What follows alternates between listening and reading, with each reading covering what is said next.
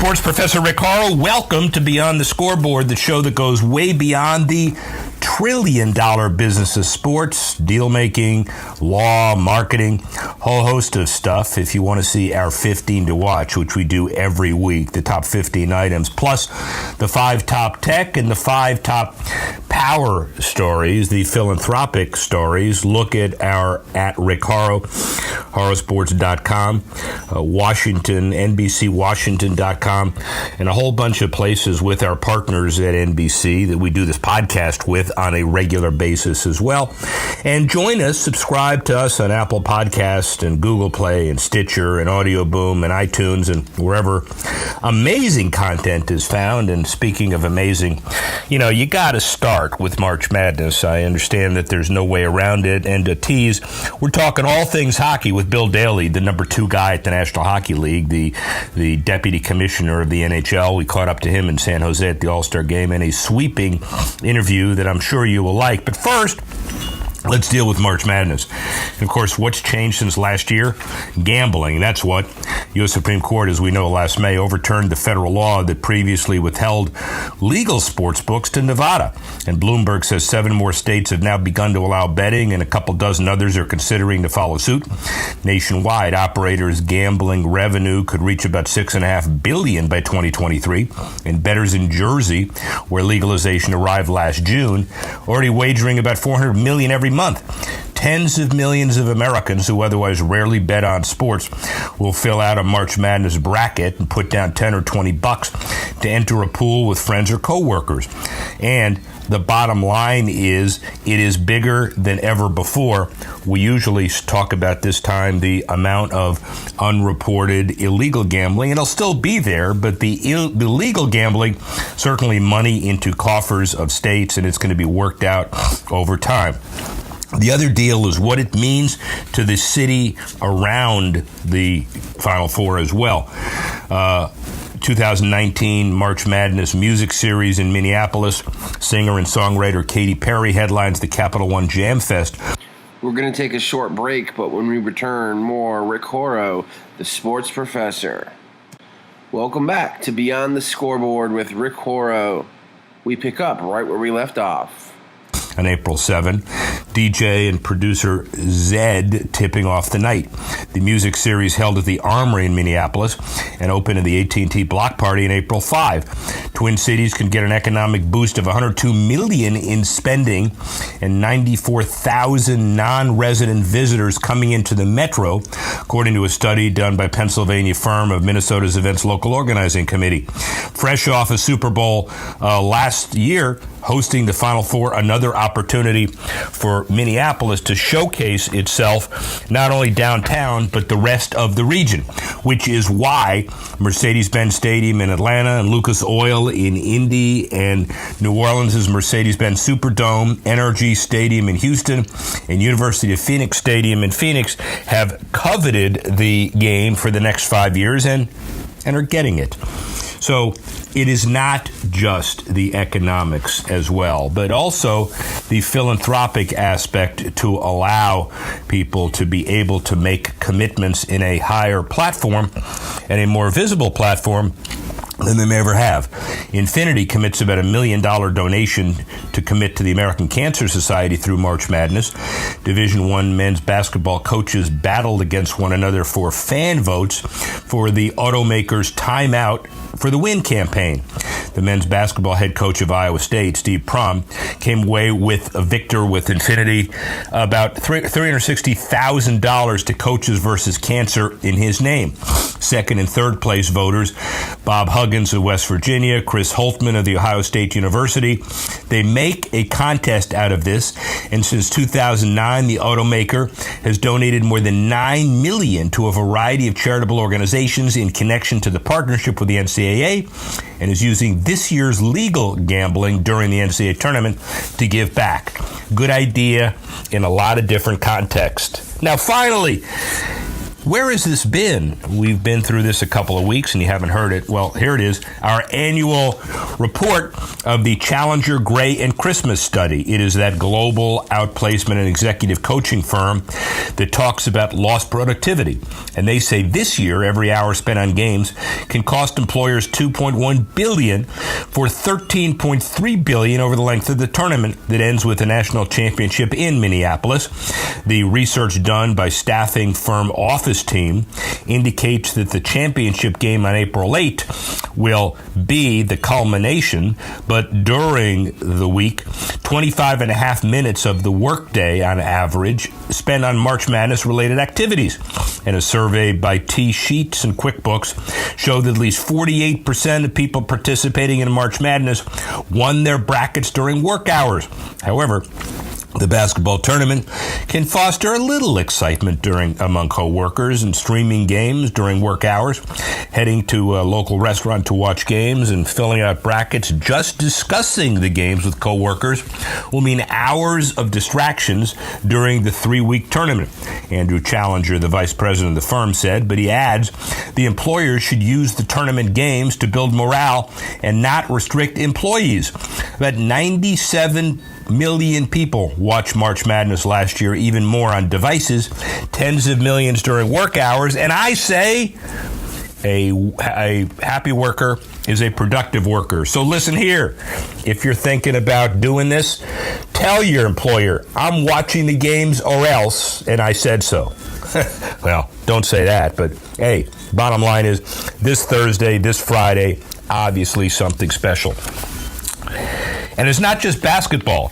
A lot of other sports sprinting toward their culminations, and as in the case of the NHL, toward the playoffs. The value of teams has gone up 15%. The average franchise value is a little less than $600 million. The 14 of them at $500 million, including Vegas. Look at expansion alone. $2 million for the 6 of them in 1967. $50 million in the 1990 to 92 8-team expansion. Vegas at $500 million. Seattle's going to be much more, $650. So they're going in the right direction. Media, a 10% stake in BAMTech. That's about a $3.5 billion valuation if you took it to market. NBC's great deal, obviously. Rogers, a 12-year, $5.3 billion deal as well. The challenges remain, and we'll talk about them in a minute. But before we even get into that, this is an interview that's taken a while to track down. He's a good friend, but he also has been the deputy commissioner of the National Hockey League for a long time and has incredible perspective, as you'll hear from San Jose from the All-Star game. And giving it to you now, Bill Daly. Power of Sports, presented by Group 1001. I'm your host, Rick Horrow. And Bill Daly, who has been the guy in the NHL for so long, deputy commissioner, and so much more. How are you? I'm great, Rick. How are you? I'm wonderful. So, welcome to San Jose. Well, thank you very much. It's supposed to be warm here, but I don't know if you remember John Matuzak from the University of Mars. I do. And I see some smoke coming off the top of your head. I don't know if that's it's a crisp morning, but I understand it's going to be beautiful. Yes, so. It is. It's going to be beautiful inside and out. Yeah. So Gary Bettman, who we all admire, said in one of his speeches as it relates to a strong league, strong, healthy franchises, a game that's competitive, compelling, and entertaining, great players and people for our fans to connect with, and a great fan base. Where the NHL is today, does that all ring true? Where is the league in the context of all of that? Yeah, I mean, I think he hits all the high points for sure. I mean, the success of any product, certainly a sports product, starts on the field or in our case on the ice. And our on-ice product has never been better. We have a very vibrant and passionate fan base. We have great players. We have people who care about the game, involved in the game. So the league's in a really good place. It's I can't, I've been with the league 22 years now. I can't think of a better time for the league. Economic indicators. Nobody really talks about franchise values until it's time to sell, and nobody talks about Forbes until you see the high values. given that 15% increase in value, $600 million in revenue. And so if you invest in the NHL, by the way, you're making a lot more money than you're investing in the stock market. How do you feel about that? I think NHL investment it's a good time for NHL investment. I think you've seen a lot of people recognize it's a good time to invest in our league, and I do think that the growth of the asset value of the sport is at an all-time high as well. So it's we're really pleased with with our expansion in Las Vegas and recently announced expansion in Seattle, and it shows the demand for NHL hockey at the ownership level as well. Well, let's follow through with that for just a minute. We'll quantify real numbers. $2 million for the original 6 in 67, $50 million for the next 8 in 90-92, $500 for Vegas, $650 for Seattle. How'd you do it? You know what? I think it all goes back to where we are now as a league and an entertainment product and an industry and an exciting time for growth. We continue to see a lot of opportunity for growth, whether it be through technology, whether it be through our international footprint, having events and growing our international business. We reached out into China, ventured out into China with a Chinese strategy over the last 3 years and expect to continue that. There's a lot of growth opportunity. And then finally, for now, and then we'll talk about charity, media is incredible. You have great partnerships and no ceiling. You got a $6 billion or so deal in Canada. You got an incredible deal with NBC. You got BAMTech, which is another investment opportunity broadly defined. And then you got all these other breakthrough media companies that want to use the NHL to propel you to the next level. You ought to be pretty happy with all that? Yeah, I think we're very happy with all that. And you're right. It was transformational, I think, for our business. The last 2 national media rights deals we did, first with NBC here and then with Rogers in Canada. The BAMTech deal, as you mentioned, there are continuing growth opportunities in the media space. So many different ways to deliver content, and we look to take advantage of that. Strong league, stable league, growing. We're going to take a short break, but when we return, more Rick Horrow, the sports professor. Welcome back to Beyond the Scoreboard with Rick Horrow. We pick up right where we left off. League always it's even more important that you deal with leave behind and the legacy. In that context, philanthropy for a few minutes. Hockey Fights Cancer. Talk about that program. It's a program that's long-standing. It was initiated shortly after Gary got to the NHL. It's something our clubs embrace on a yearly basis and something our players embrace on a yearly basis, something that's really important. It started with an initiative as a result of a player who was diagnosed with cancer. At the time he recovered. We've had a number of ambassadors over the years suffering similar afflictions. Scott Hamilton, for example, is raised a lot of money over that time period. So I would say it's a foundational charity initiative for the league. And you've transformed in a way, and maybe it was part of the overall vision anyway. The Hockey Fights Cancer Nights are done not just in NHL markets, but all over the country. Is it part of the desire now to create things at the league level and to make sure that they permeate all over North America? Well, we've been doing more and more of those types of things, particularly with the recent advent of our Industry Growth Fund, which we administer jointly with our National Hockey League Players Association. It's a certain amount of money that's set aside, actually a fairly large amount of money that's set aside every year by our clubs and our owners that we have been using to really fund grassroots efforts to grow the sport, charity efforts to grow the sport, and it's a real credit to our ownership to have the vision and the ability to do that, willingness to do that, but also to the people who are executing on the ground every day. And one of the reasons why Bill Daley has been at this office for over 80 years is that he's nonplussed. The landing pattern, by the way, is maybe 20 feet. So we saw a jumbo jet about 15 feet away, but you wouldn't know it. Thank you very much. That was a jumbo jet. Yeah, it was a jumbo jet. Gives you an idea about labor negotiations, ladies and gentlemen. He stays the course.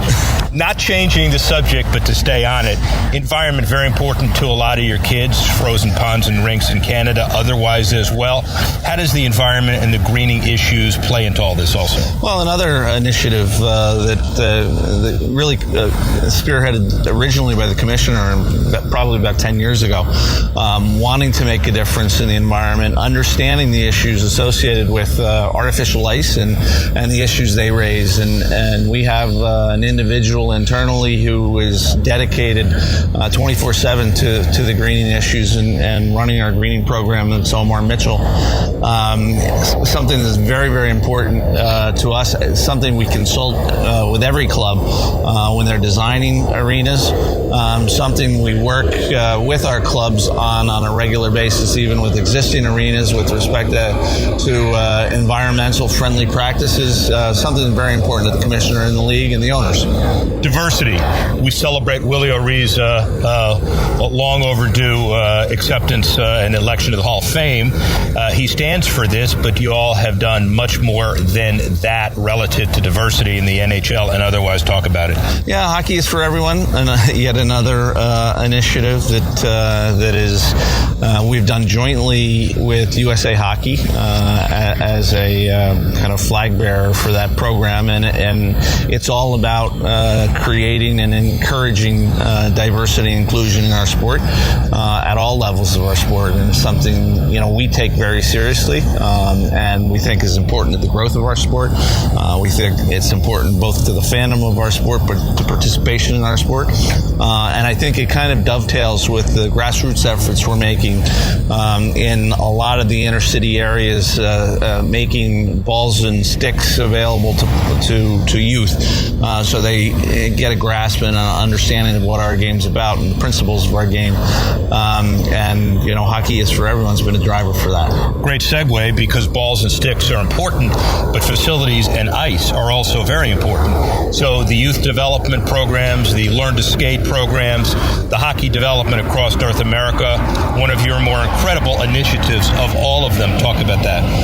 I think the rink development is something, again, we've been working on off and on over time, going back a couple of decades, certainly since I've been at the league. But I would say in probably the last 5 years, in far more concrete ways, that is also some of where we use our industry growth fund to help fund clubs who want to partner on local ice rink initiatives to get more ice and make more ice available to youth. It is one of the barriers to our sport. We recognize that.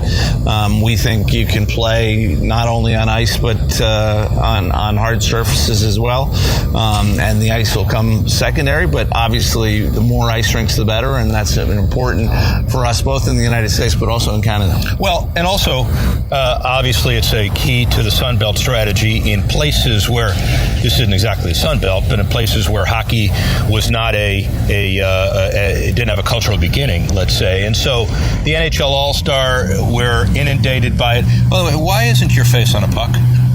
Everybody else's face is on our puck. I think it's just our players. Oh, I see. I think it's the people who deserve to be on the pucks. Well, those are two different issues. Whether you deserve to be on one, you're not on one. I don't think the commissioner is on one. No, he's not. Well, if he's not on one, you sure as heck not going to be on one. I guarantee you that.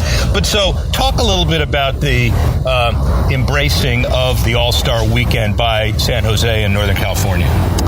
Well, it's been fantastic. I mean, we're really just at the start of our weekend. We started yesterday. We had a kickoff for a legacy project at the San Jose and the league. We were talking about rink development that San Jose and the league partnered on to refurbish a rink here in San Jose, a ball hockey rink in San Jose, which was great. John Tutora and his group here have really wanted the All-Star game, has done a fantastic job in working to plan the All-Star game. game. I know they're very, very excited about how good it's going to be, and I share their excitement. It's a great community. I can tell you that this club's made a difference in this community from the time it came into the league and continues to make a difference today. I think, San Jose, it's the only major league professional sport, the Big Four in San Jose, and I think the community certainly has embraced the club, and it's become part of the identity of San Jose. Just quickly to end, strong business, strong entrepreneurialism, look ahead to the future. A couple of issues. Parity. So you look at the numbers, again, that nobody believes because they're Forbes, but you have a well over $1 billion franchise in Toronto. You have a net worth. You have a franchise in Florida that's at $300 million. You have tremendous efforts to level the playing field. How challenging is that? I think it's a challenge in any sports league, when the revenues in one market don't necessarily equal the revenues in another market. And that's why, particularly given the system we have with the salary cap, it's important to have a robust revenue sharing system. And we have one as part of our system. I think we share our again, with the foresight of our big market clubs, I think they know how important it is to make sure all the clubs in the league are competitive. That the league is competitive, that the competition on the ice is competitive, and that certainly is the thought behind the revenue sharing process, and I think it works. I think I think the results on the ice would suggest we have the most competitive balance we've ever had. So, in this era of unbelievable political turbulence, it would be reassuring to know that labor and management could get together and understand this is a $6 billion, maybe more, industry, and we'd work together to grow the game long term. We hope that happens. We hope that happens, for sure. I think we in the Players Association, certainly our relationship during my time in the league has evolved, and I think it's evolved in a positive direction. I think there's alignment on the fact that it's good for everybody if we can grow the game, grow the business, grow revenues. I know the players are in tune with that growing revenues means that their salaries grow. So we should be working in the same direction on the same things. There are always going to be issues that separate management and labor, and there are always going to be things that you would want different in a perfect world, but we don't live in a perfect world. We recognize that. I think the Players Association and the players recognize that, and we're gonna work hard. We're in efforts right now to work hard to try to come to a deal sooner rather than later. Finally, where's the NHL and maybe more importantly, Bill Daly in 5 years? Well, the NHL, I hope, will be at a place above where we are now, because I think the one thing I would say is we continue to grow, we continue to get bigger, we continue to get more popular every year, and I expect that trend will continue, and I certainly expect that it will continue. As for me, hopefully I'm part of that growth, so hopefully I'm still here. So we judge importance of weekends by clothing that Bill Daly sketches out, and sometimes it's a jacket and leisure suit. Today it's charcoal suit day, so It's a big weekend for you. Thank you, my friend. You're the best. Thank you, Rich. Appreciate it. Well, Deputy Commissioner Bill Daly certainly has some interesting thoughts about all of this, and the challenges obviously remain. Growing the game internationally in China, with the understanding the Olympics may not do it with them, but other things will. Eastern Europe, even the Mideast. The gambling issues we talked about before. The stake of gambling in hockey, about $300 million in early value, more over time. New markets. What does Houston do? We're going to take a short break, but when we return, more Rick Horrow, the sports professor. Welcome back to Beyond the Scoreboard with Rick Horrow, the sports professor. We're going to rewind our featured interview, reset the show a little bit, and pick up from there. Here's Rick Horrow. That this club's made a difference in this community from the time it came into the league and continues to make a difference today. I think, San Jose, it's the only major league professional sport, the Big Four in San Jose, and I think the community certainly has embraced the club, and it's become part of the identity of San Jose. Just quickly to end, strong business, strong entrepreneurialism, look ahead to the future, a couple of issues. Parity. So you look at the numbers, again, that nobody believes because they're Forbes, but you have a well over $1 billion franchise in Toronto. You have a net worth. You have a franchise in Florida that's at $300 million. You have tremendous efforts to level the playing field. How challenging is that? I think it's a challenge in any sports league, when the revenues in one market don't necessarily equal the revenues in another market. And that's why, particularly given the system we have with the salary cap, it's important to have a robust revenue sharing system. And we have one as part of our system. I think we share our again, with the foresight of our big market clubs, I think they know how important it is to make sure all the clubs in the league are competitive. That the league is competitive, that the competition on the ice is competitive, and that certainly is the thought behind the revenue sharing process, and I think it works. I think I think the results on the ice would suggest we have the most competitive balance we've ever had. So, in this era of unbelievable political turbulence, it would be reassuring to know that labor and management could get together and understand this is a $6 billion, maybe more, industry, and we'd work together to grow the game long term. We hope that happens. We hope that happens, for sure. I think we in the Players Association, certainly our relationship during my time in the league has evolved, and I think it's evolved in a positive direction. I think there's alignment on the fact that it's good for everybody if we can grow the game, grow the business, grow revenues. I know the players are in tune with that growing revenues means that their salaries grow. So we should be working in the same direction on the same things. There are always going to be issues that separate management and labor, and there are always going to be things that you would want different in a perfect world, but we don't live in a perfect world. We recognize that. I think the Players Association and the players recognize that, and we're gonna work hard. We're in efforts right now to work hard to try to come to a deal sooner rather than later. Finally, where's the NHL and maybe more importantly Bill Daly in 5 years? Well, the NHL, I hope, will be at a place above where we are now, because I think the one thing I would say is we continue to grow, we continue to get bigger, we continue to get more popular every year, and I expect that trend will continue, and I certainly expect that it will continue. As for me, hopefully I'm part of that growth, so hopefully I'm still here. So we judge importance of weekends by clothing that Bill Daly sketches out, and sometimes it's a jacket and leisure suit.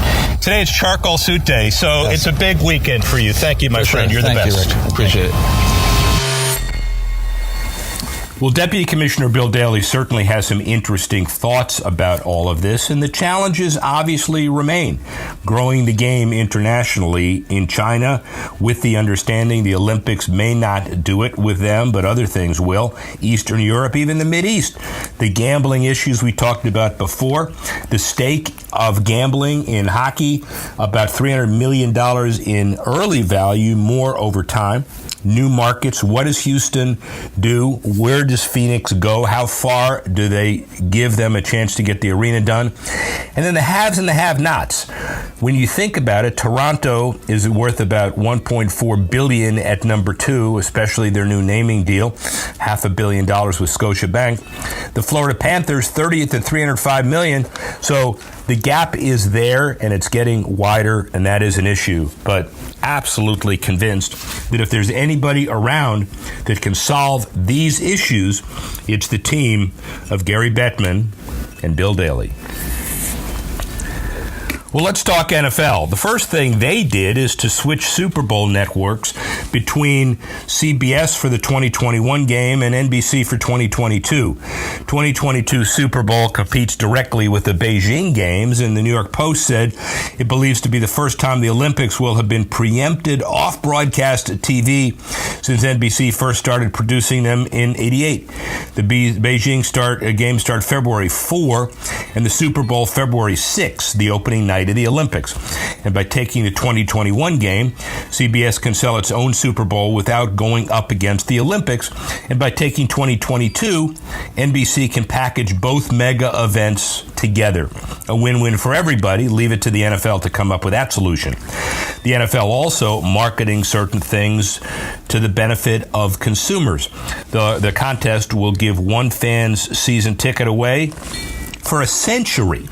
First of its kind contest, tickets for 100 years, in which presenting 2 season tickets for the next century to a contest winner as part of the 100th season of play. Associated Press says, and to qualify to win tickets for their team of choice for 100 years, fans have to describe their loyalty to their favorite team in a social media post. The contest closes April 7. Finalists flown to Nashville for the NFL draft. Winner announced during the first round on April 25. First fan-focused series that speaks to the spirit of the Fantennial celebration at the heart of our centennial year, says Roger Goodell, and the contest marks the first of a series of fan experiences NFL fans will be able to enter throughout the league's 100th season following the launch of the NFL 100 campaign during Super Bowl 53. And other NFL issues, obviously more stability, at least in the short term. The Raiders officially staying in Oakland for the 2019 season. The stadium lease extension approved by the Oakland Stadium Authority Board. 19 season includes a $7.5 million deal plus $750,000 they owed from previous parking fees. The team pays $525 for the practice facility and is allowed to continue using it for 36 months after relocating to Vegas. The agreement also includes an option to stay for 2020 in case the Raiders' new $1.84 billion, 63,000-seat stadium in Vegas isn't ready next year. The deal comes on the heels of the latest proposal by fellow Coliseum tenants, the A's, to build a mixed-use new stadium on Oakland's waterfront that includes 3,000 housing units, another 3,000 to be built on the current Coliseum site. We're running out of time as far as the Oakland baseball issue is concerned. Just have to see how that all shakes out. Final football issue involves the Cowboys. The organization creating an exclusive shared office facility at its star development in Frisco called Formation. The membership-only operation includes workspaces, access to fitness, entertainment, and networking. Along with the office space and access to facilities at the Star, the membership includes custom business events. It developed exclusively for Formation by Dallas Cowboys front office staff, unique member-only digital content, and advanced access to most events at Ford Center and AT&T Stadium. Mixed-use developments, some including co-workspace, have become commonplace in sports facilities. Multi-million-dollar projects are currently under consideration in Oakland, San Diego, Miami, and other cities, but the Cowboys' Frisco facility is somewhat unique in that it is a suburban address rather than relocated within a city center footprint. And the other unique thing is the Dallas Cowboys are certainly a marketing wizard. Let's talk about baseball. Major League Baseball and the Players Association agreed on a series of rules changes that'll kick in over the next 2 seasons. Ratification by all 30 clubs, subject to, but it probably will be, the break between innings reduced from 2 minutes 5 seconds to 2 minutes in local games, and from 2:25 to 2 in national games. The All-Star Game now see fan voting conducted on 2 rounds, a primary round that mirrors all-star voting of an old followed in June or early July by Election Day, with the top 3 vote-getters at each position voted on by the fans. In addition, total player prize money for Home Run Derby will be increased to $2.5 million, with the winner receiving $1 million. And while in typical games, the maximum number of mound visits per game reduced from 6 to 5, and changes for 2020 include an opening day roster increasing from 25 to 26, while the 40-man active roster for September will be eliminated. The changes are meant to take America's pastime into a more friendly area, and obviously quicker as well. Look at some of the other issues that teams are trying to do, like the Twins. They're rolling out monthly passes to fix the 2018 attendance gap and attendance dip. The Twins Pass initiative will allow fans to gain entry to the team's target field for as little as $49 per month without a designated seat. What this means is fans waiting for a regular seat at the 39,500 seat capacity venue can pay $99 each month for a vantage point in the upper level, or about $150 for a perch in the lower level. Fans wanting to watch the game with friends or family signed up to the same package can link their friends using a Sit with Friends function built into the platform, managed through the MLB Ballpark app. Following the footsteps of the Warriors, who introduced this as a first-of-a-kind deal in the building pass, the Twins are the latest U.S. sports franchise to roll out a monthly ticket offering. And as stadiums are becoming smaller and OTT platforms are created, the sports team's going to be forced to continually renovate the strategies and bring fans to live events. A great example of teams marketing during the off-season. Finally, Major League Baseball, and look at the year the Brewers had this last year. But when deciding who would get a playoff share after the Brewers advanced within one game of the series, they voted to include Bob Uecker to receive $123,000. Uecker really part of the Brewers team. They even included him with the 2018 playoff clubhouse celebration, dousing him with plenty of champagne. But here's the catch. Instead of holding on to his share, Uecker divided it among some of his favorite charities, Make-A-Wish, Boys and Girls Club in Milwaukee, Wounded Warriors, and others. And away from the radio booth, Uecker prefers to stay in the background, but has agreed to allow his name to be placed in a new wing at a hospital in Wauwatosa, where he's an active philanthropist. And even at 85, if you can believe that, he's not planning on sitting on the sidelines and continues to give back through his classic radio voice and charity around Milwaukee. Really, really, really good for him. We're going to end with NBA and then soccer. A couple of big issues in the NBA this year, this month. The Oklahoma City Thunder signed a new jersey patch deal with Love's Travel Stops and Country Stores, a deal that now puts jersey patches on all 30 NBA teams. This is the last one out. Terms not disclosed, but Oklahoma City-based Love's is a longtime Thunder sponsor. The team premiered the patch over the weekend during a home loss against... We're going to take a short break, but when we return, more Rick Horrow, the sports professor. Welcome back to Beyond the Scoreboard with Rick Horrow. We pick up right where we left off. Against the Warriors. Other elements of the patch deal include media and social media, as well as a community service component. Lowe's Travel Stops counts about 500 retail locations in 42 states across the U.S. The family-held company has also invested in sports sponsorships, including NASCAR, Michael McDowell's number 34 Ford Fusion, minor league baseball, and collegiate teams. The Love family worth about $7.3 billion, according to Forbes. Now, the NBA's 30 different jersey patch deals have been estimated to average about $9.3 million annually. The top-rated big market teams obviously commanding a higher price tag. And then finally, let's talk tennis. We deserve to. And after a change in venue with some heavy investment from IMG, the Miami Open hopes to regain a premier status within tennis.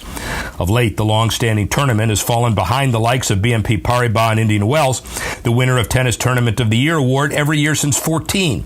Now, with top tennis player James Blake in his second year as Miami Open tournament director and the relocation to Hard Rock in Miami Gardens complete, the time is right for a revival. The Dolphins' home was secured as the tournament's new site by IMG after expansion plans at Key Biscayne were shuttered. The new venue sees its prime matches played on a 14,000-seat show court within the main stadium. 29 additional new match and practice courts adjacent. Hard Rock also offers commercial upgrades on parking, hospitality, and fan engagement. And IMG invested $60 million in the festivization of the event. Festivization, whatever it is $60 million bucks. $10 million from the budget also reserved to renovate Crandon Park. And with a new location and a new vision, Blake and his staff are looking to return the Miami Open to marquee status. And it's getting off to a great start. The weather down here is not that great, but that's not really the issue. We'd like to thank Bill Daly for his time. We'd like to thank Dan Martin and Tanner Simpkins and Reed Weber for helping to put this together. And we'd like to thank you for listening and watching as we head to March Madness. And we see where else we go next week when you join us when we go Beyond the Scoreboard.